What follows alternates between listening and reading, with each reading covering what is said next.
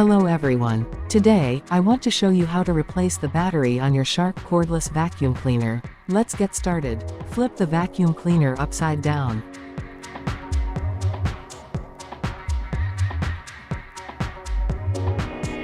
Press the release button to remove the old battery.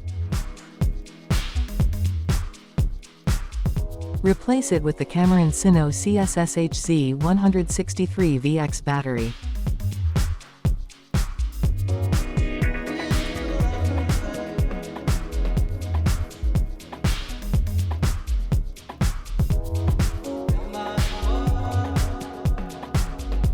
Push the power button to turn on the vacuum cleaner.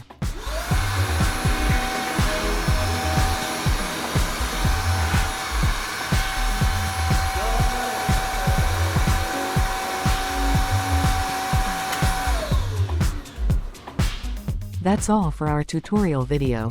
Thank you for watching.